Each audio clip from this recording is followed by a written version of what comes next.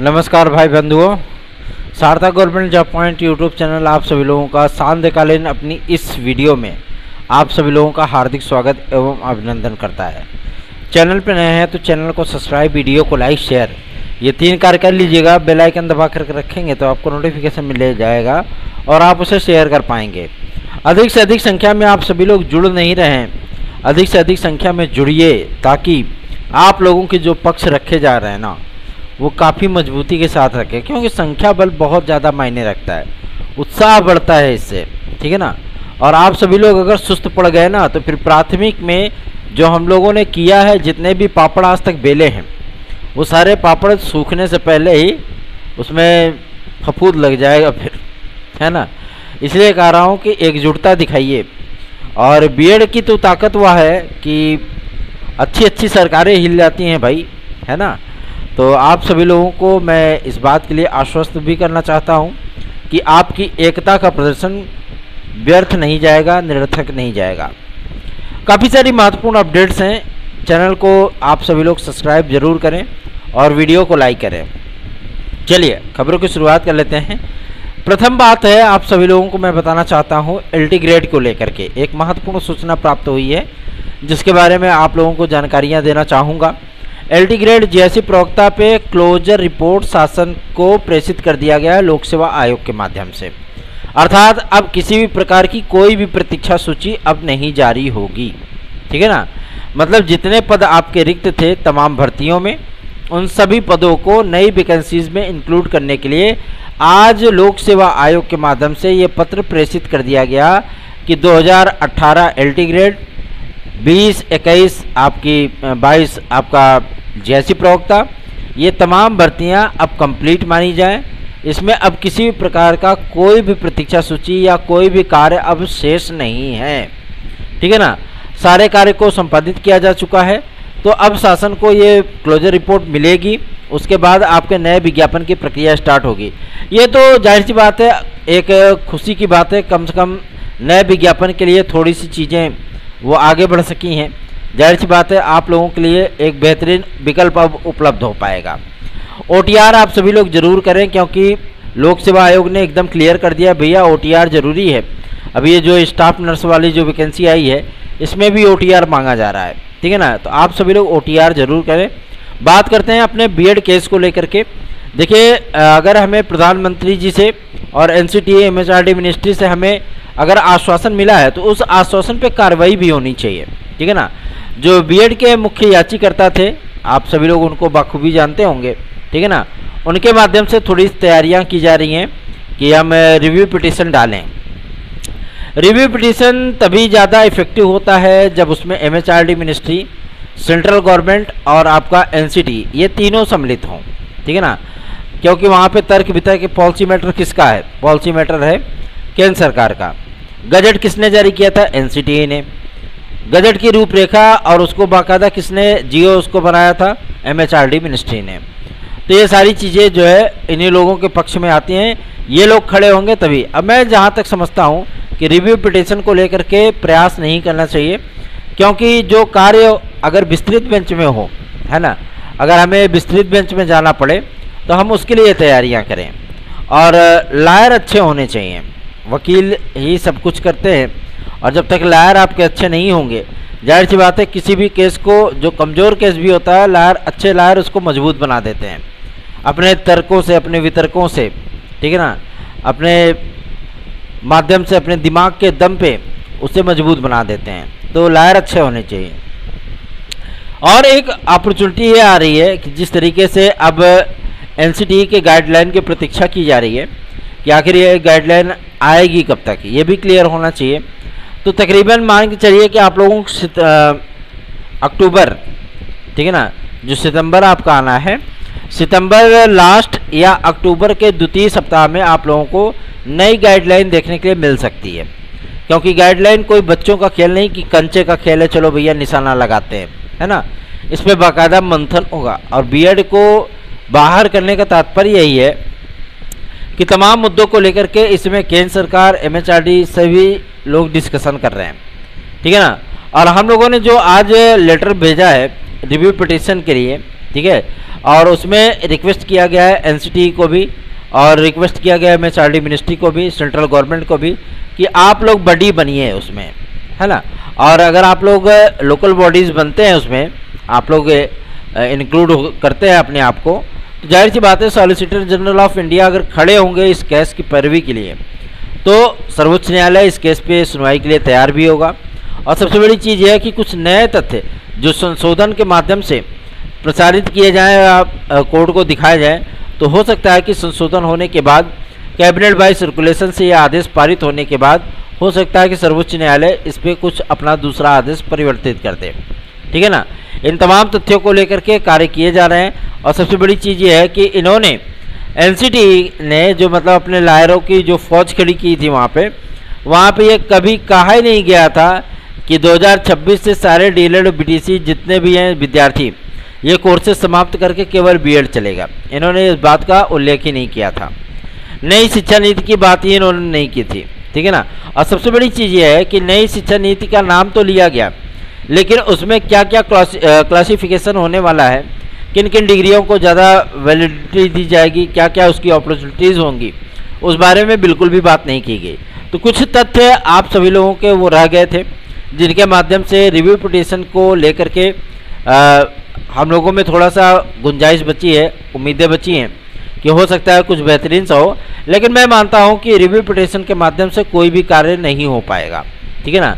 और जो कार्य हम लोग संपादित कर रहे हैं वो कार्य ही एकमात्र जरिया है बीएड विद्यार्थियों को प्राथमिक में लाने का।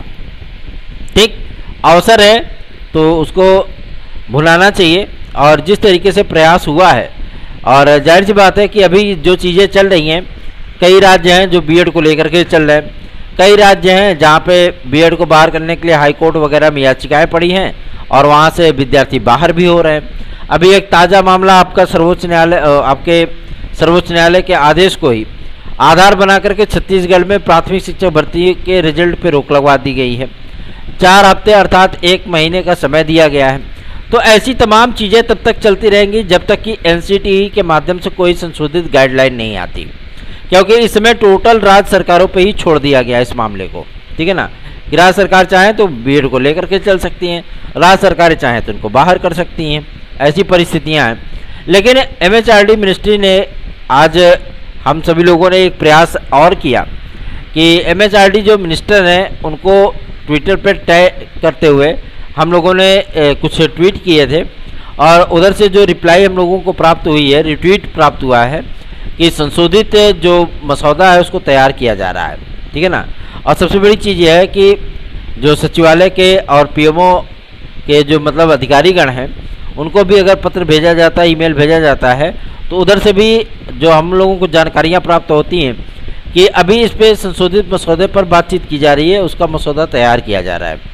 और जाहिर सी बात है कोई भी मसौदा के सेंट्रल गवर्नमेंट की तरफ से 2-3 दिन में तैयार नहीं होता, उसके लिए बाकायदा मंथन करना पड़ता है ताकि किसी भी तरीके से उसके आधार को या उसके औचित्य को हम सर्वोच्च न्यायालय में चुनौती ना दे सकें, ठीक है ना। और चूँकि आरटी एक्ट है तो आरटी एक्ट में लेकर के आए थे, केंद्र सरकार ही हम लोगों को लेकर के आई थी। तो आप सभी लोगों को मैं बताना चाहता हूँ कि ये इस दंश से मुक्ति तभी मिल सकती है जब आप लोगों में एकजुटता हो। जी डीएलएड विद्यार्थी जीत चुके हैं, फिर भी वो एकजुटता दिखा रहे हैं। लगातार स्कूली शिक्षा महानिदेशक, जिलाधिकारी, साथ ही साथ मंत्रियों को और एनसीटीई को, एमएचआरडी मिनिस्ट्री को लगातार वो ईमेल भेज रहे हैं, लगातार ट्वीट कर रहे हैं, लगातार प्रयास कर रहे हैं कि बीएड विद्यार्थियों को बाहर कर दिया जाए। और आप सभी लोगों कि आप बाहर हो करके भी जो है साथ नहीं दे पा रहे हो। तो इस तरीके की अगर निष्क्रियता आप सभी लोग दिखाएंगे तो जाहिर सी बात है थोड़ी सी चीज़ें आसान नहीं हो पाएंगी। आज मुख्य याचिकाकर्ता से बातचीत की जाएगी इन तमाम मुद्दों को लेकर के, और प्रयास ये किया जाएगा कि रिव्यू पिटीशन में जो ताबड़तोड़ वकील हों, ठीक है ना, उसमें आप सभी लोगों के पक्ष को रखने के लिए उनको हायर किया जाए और बॉडीज़ बनाया जाए। किसको? एनसीटीई को, एमएचआरडी मिनिस्ट्री और सेंट्रल गवर्नमेंट को। और हम लोग केंद्र सरकार से भी रिक्वेस्ट करेंगे कि अगर रिव्यू पिटीशन को लेकर के, तो फिलहाल उन्होंने कोई हमको आश्वासन नहीं दिया था, लेकिन अगर रिव्यू पिटीशन इस पर होती है तो मैं आप सभी लोगों को बता दूं, हम लोग केंद्र सरकार से रिक्वेस्ट करेंगे कि विस्तृत बेंच हो या रिव्यू पिटीशन हो, रिव्यू पिटीशन के कई डिसएडवांटेज भी हैं। वजह ये होती है आप एक या दो वकील चेंज कर सकते हो, ठीक है ना। और साथ ही साथ उसमें एक समस्या ये आती है कि वही जज की वही बेंच उस पर सुनवाई करती है जो कि जिसने फैसला दे रखा है, ठीक है ना। अब फैसला देने वाला न्यायाधीश अपने फैसले में संशोधन क्यों करेगा, ठीक है। या कोई ऐसा मजबूत पक्ष, ऐसा तथ्य रख दीजिए उसके सम्मुख कि जाहिर सी बात है कि वो सोचने के लिए विवश हो जाए कि अरे ये तो नई चीज़ें थी, है ना। तो मैं आप सभी लोगों को बताना चाहता हूं कि ऐसे कई तथ्यों की खोज की जा रही है और कई सारे तथ्य मिले भी हैं जो सर्वोच्च न्यायालय में नहीं बताए गए थे, ठीक है ना। न एनसीटी की तरफ से बताया गया था और ना ही एमएचआरडी मिनिस्ट्री की तरफ से बताया गया था, ठीक है ना। तो इन तमाम तथ्यों को लेकर के हम लोग कार्य आगे अपना बढ़ा रहे हैं और कोशिश करेंगे कि अगर रिव्यू पिटीशन की सहमति बनती है, क्योंकि इसमें सहमति भी जरूरी है ना। विद्यार्थी पता लगा रिव्यू पिटीशन डाल देंगे, खारिज हो जाएगी तो उसका कोई मतलब नहीं बनेगा। रिव्यू पिटीशन डालने के लिए केंद्र सरकार से भी हम लोग जो है राय मशवरा करेंगे पत्र के माध्यम से, ईमेल के माध्यम से, और रिक्वेस्ट करेंगे कि अगर वो सॉलिसिटर जनरल ऑफ इंडिया महान्यायवादी जी को कोर्ट में खड़ा कर दें तो जाहिर सी बात है विजय हमारी सुनिश्चित होगी, ठीक है ना। फिर इतना पापड़ बेलने की आवश्यकता नहीं होगी। लेकिन सबसे बड़ी चीज़ यह है कि जो केंद्र सरकार का मसौदा है, जो केंद्र सरकार के संशोधन की प्रक्रिया है, जब तक जरूरी उसमें दस्तावेजों में बदलाव नहीं किए जाएंगे, जरूरी संशोधन आदि करके सर्वोच्च न्यायालय के सम्मुख नहीं जाया जाएगा, तब तक कोई भी कार्य संपादित नहीं हो पाएगा, ये क्लियर है, ठीक है ना। और गवर्नमेंट और एमएचआरडी मिनिस्ट्री इस बात को अच्छी तरीके से समझती है, इसलिए उन्होंने सर्वोच्च न्यायालय में रिव्यू पिटीशन डालने की बात ही नहीं की। ये तो देवांशु शर्मा जी हैं जो बीएड के मुख्य याची थे, है ना, जिनके याचिका पे आदेश आया है, तो वही मतलब रिव्यू पिटीशन की बात कर रहे हैं। फिलहाल अब बातचीत की जाएगी इस मुद्दे पर और सारे तर्क वितर्कों को ढूंढा जाएगा ताकि आप लोगों के हित के लिए कुछ ना कुछ तो बेहतर हो सके, ठीक है। और आप सभी लोगों को मैं बताना चाहता हूं कि बीएड के विद्यार्थियों की एकता, अगर आप सभी लोग ऐसे ही एकजुट रहेंगे और बाद में निष्क्रिय पड़ जाएंगे तो जाहिर सी बात है हम लोग की ताकत भी निष्क्रिय हो जाएगी, ठीक है ना। आप लोगों की एकजुटता बहुत मायने रखती है। चलिए आगे बढ़ते हैं, बात करेंगे आप सभी लोगों सबसे महत्वपूर्ण मुद्दे को लेकर के जो कि संबंधित है एलटी ग्रेड जीएससी प्रवक्ता को लेकर के। एलटी ग्रेड जीएससी प्रवक्ता की प्रतीक्षा सूची सरदर्द बनी हुई थी कि फिर से तृतीय प्रतीक्षा सूची आए। आज लोक सेवा आयोग के सचिव महोदय ने एकदम स्पष्ट कर दिया है कि अब कोई प्रतीक्षा सूची नहीं जारी होगी, ठीक है ना। सारी प्रतीक्षा सूचियां अब क्लियर हो चुकी है। अधिकतर विषयों के पद भरे जा चुके हैं।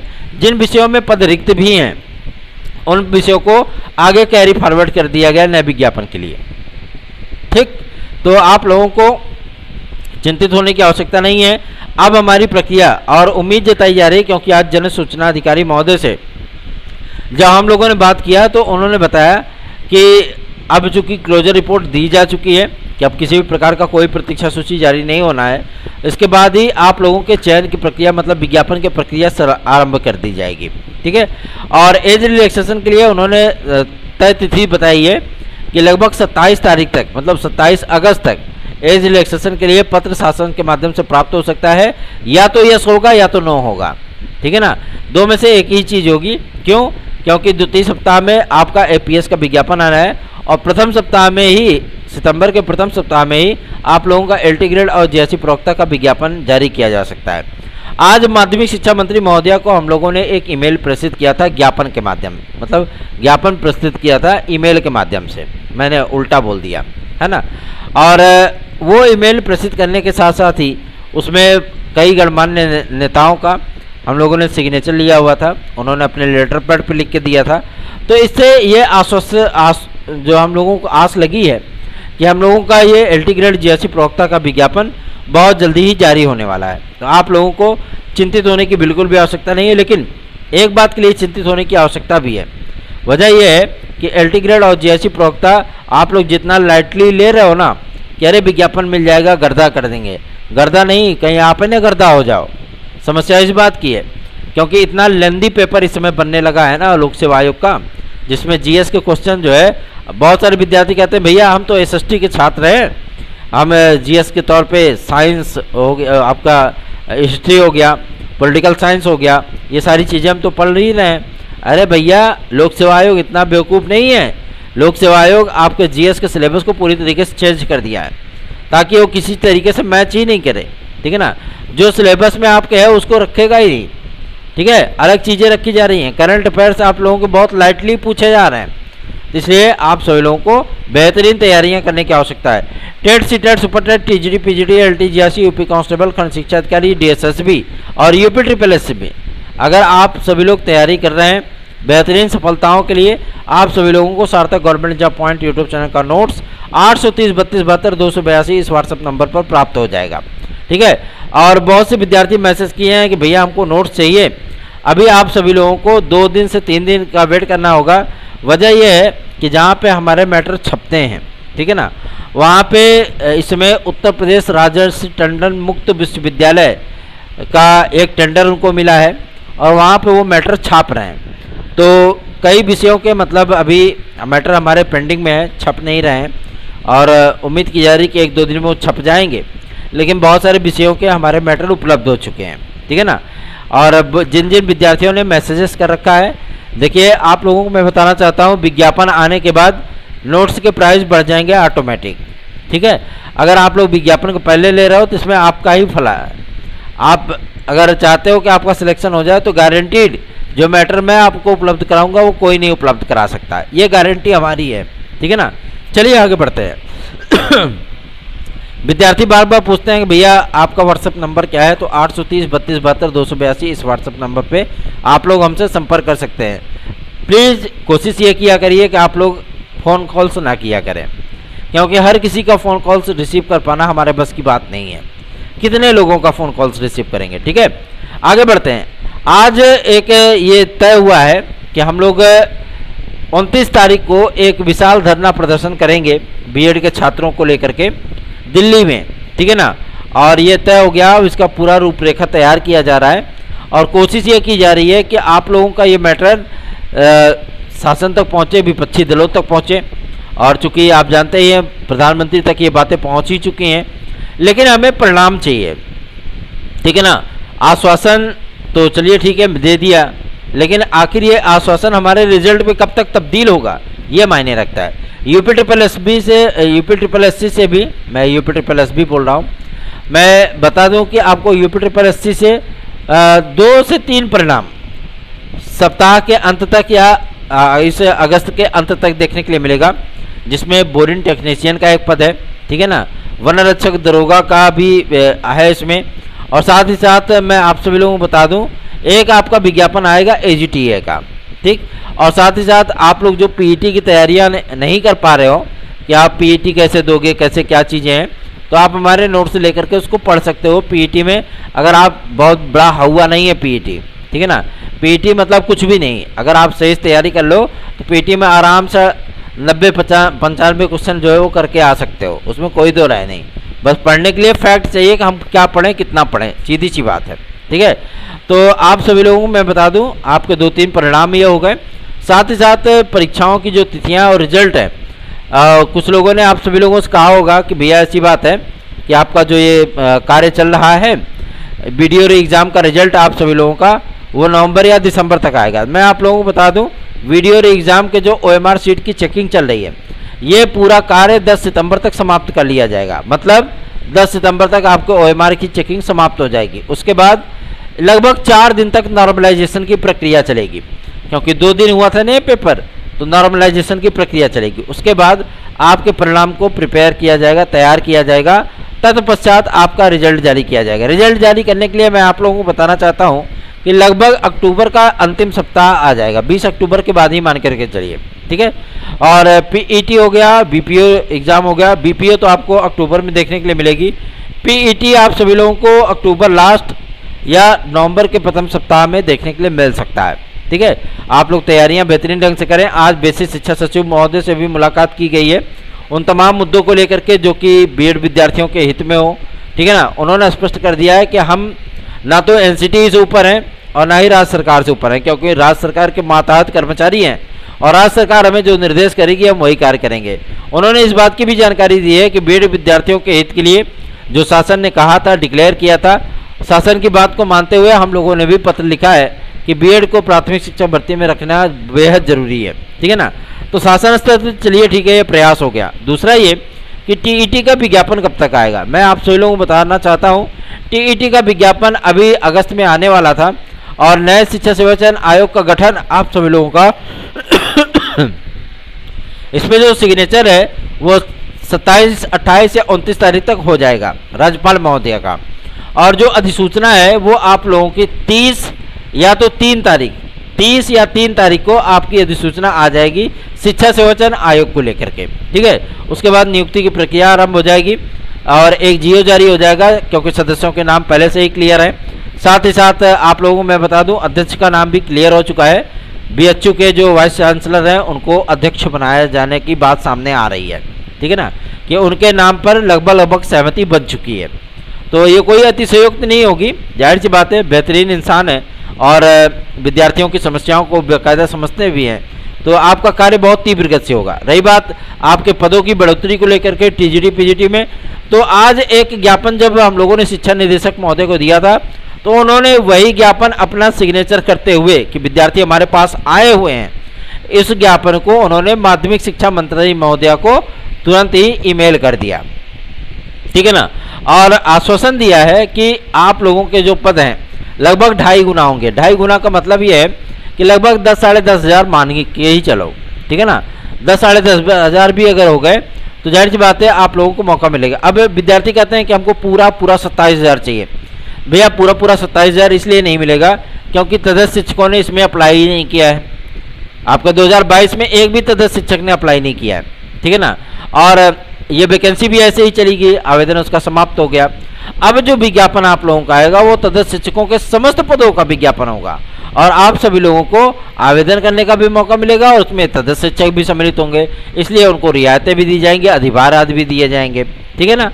तो चिंतित होने की आवश्यकता नहीं है। और सूचना प्राप्त हो रही है कि टीजीटी की नियमावली पर ही शिक्षा निदेशालय ने इस बात को स्पष्ट कर दिया है कि टीजीटी की नियमावली पर ही जो माध्यमिक शिक्षक सेवा नियमावली है उसमें संशोधन का प्रस्ताव जो है शिक्षा निदेशक महोदय ने गवर्नमेंट को प्रेषित कर दिया है और उन्होंने उम्मीद जताई है, आश्वासन दिया है हम लोगों को कि आप लोगों की जो एलटी ग्रेड की जो परीक्षा होने चल रही है वो टीजीटी की नियमावली पर होगी।